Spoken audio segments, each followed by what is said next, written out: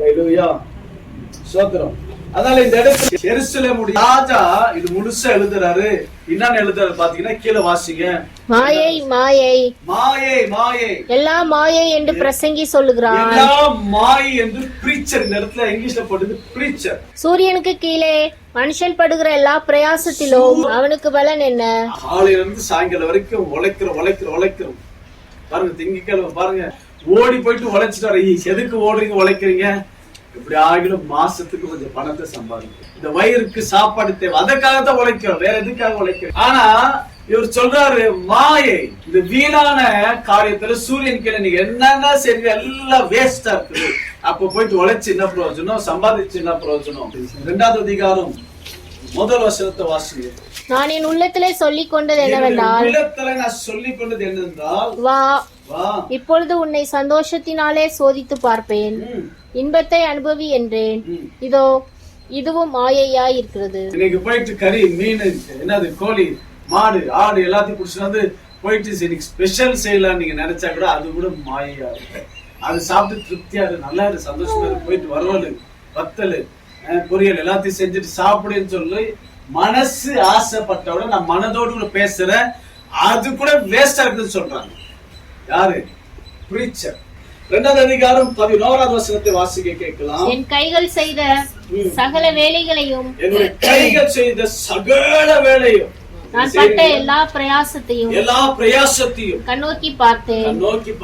இதோ எல்லா மாயையும் மனதுக்கு சஞ்சலமாய் இருந்தது.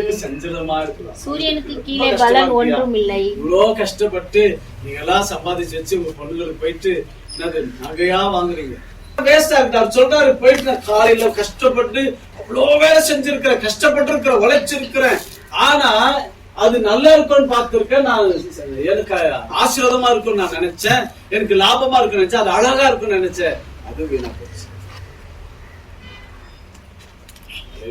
யாரு? பிரசங்கியார் சொல்றாரு. அதனாலதான் 17வது வசனத்துல சொல்லுகிற, சீக்கிரம் வாசிங்க. ஆகையால் இந்த ஜீவனை வெறுத்தேன், நான் வெறுத்தேன். சூரியனுக்கு கீழே செய்யப்படும் கிரியை எல்லாம், சூரியன் கீழே செய்யப்படும் எல்லா செயலும் எனக்கு விசனமாய் இருந்தது. அதனால இந்த பிரசங்கியார் கடைசி வரைக்கும் அவருக்கு மாத்திரமல்ல எல்லாருக்கும் சொல்லிட்டு மாயே மாயே மாயன்னு சொன்ன இந்த பிரசங்கியாரு ஒரு ஆசீர்வாதத்துக்காக இறங்கி வராரு. பாருங்க, நான் ஆசீர்வாதத்தை நான் பார்த்தேன். ஆமென். இதே அதிகாரத்துல 26வது வசனத்தை வாசிச்சு பாருங்க. தேவன் தமது பார்வைக்கு நல்லவனாய் இருக்கிறவனுக்கு ஞானத்தையும் அறிவையும் இன்பத்தையும் அளிக்கிறார். ஆனா சாலமோன் கட்டினது கொஞ்சம் நஞ்சம் இல்ல. சாலமோன் 20 வயசுல போயிட்டு ஆண்டவரை சந்திக்கிறார். 20வது வயசுல ஆண்டவர் என்ன பண்றாருன்னா ராஜாவாக்குறார். அப்ப பார்க்கும் போது தேவன் கேட்கிற, உனக்கு என்னப்பா வேணும் கேட்கும் போது, நானு எனக்கு ஞானம் தான் வேணும்னு சொல்றேன். 40 வருஷம் இந்த என்னது இஸ்ரவேல் மக்களை அவர் ஆளுகிறார். 40 வருஷத்துல என்ன பண்றாரு? ஒரு பெரிதான காரியம், இந்த பூமியில நடக்காத காரியத்தை அவர் செய்கிறார். தேவனுக்காக ஒரு ஆலயத்தை கட்ட முடிக்கிறார். அது ஒரே ஒரு ஆலயம் தான். அதுல ரொம்ப திருப்தியா இருக்கு. அவருடைய ராஜ்யம், அவருடைய அந்த 40 20 பிளஸ் 40 எத்தனை வருஷம் ஆச்சு? 60 வருஷத்துல அந்த அவர் முடிவுல தான் எழுதுற, வயசான பிறகு எழுதல, அதெல்லாம் விட்டுட்டு வந்த பிறகு எழுதல, அந்த 40வது வருஷத்துல தான் எழுதுறாரு. இதெல்லாம் பார்த்தேன். வாழ்க்கை அனுபவிச்சு அதுல வாழ்க்கை போயிட்டே இருக்குது. நல்லா போல நல்ல பெலனா இருந்திருப்பாங்க. அப்ப இது எழுதுறாரு. அப்ப இவர் எல்லாமே மாயைன்னு சொல்லிட்ட பிறகு, எல்லாம் வேஸ்ட் சொல்லிட்ட பிறகு இப்ப என்ன சொல்றாருன்னா 26வது வசனம், உங்களுடைய ஆசீர்வாதங்கள் என்னங்கள். ஆமென். வாசிங்க. தேவன் தமது பார்வைக்கு நல்லவனாய் இருக்கிறவனுக்கு, தேவன் அவருடைய பார்வைக்கு, அவருடைய பார்வை யாருடைய பார்வை? தேவனுடைய பார்வையில நம்ம எல்லாம் நல்லவனாக இருந்தால் ஞானத்தையும் அறிவையும் இன்பத்தையும் அளிக்கிறார். என்னது? இன்பத்தையும் அளிக்கிறார். பாவம் செய்கிறவனுக்கோ தமது பார்வைக்கு நல்லவனாய் இருக்கிறவன் வசமாய் வைத்து விட்டு போகும் பொருட்டு சேர்த்து குவித்து வைக்கும் தொல்லையை அவர் நியமித்திருக்கிறார். கிறிஸ்துக்குள்ளாக இருக்க நல்லவனுக்கு என்ன தெரியுமா தராரு? நல்லதை தராரு, ஞானத்தை தராரு, இன்பத்தை தராரு. அவன் அதே நேரத்தில் நல்லவனாக இருக்கிறானே, அவனுக்குள்ளாக சில பாவங்கள் இருக்கு. அதனால இவனுக்கு என்ன கிடைக்குது?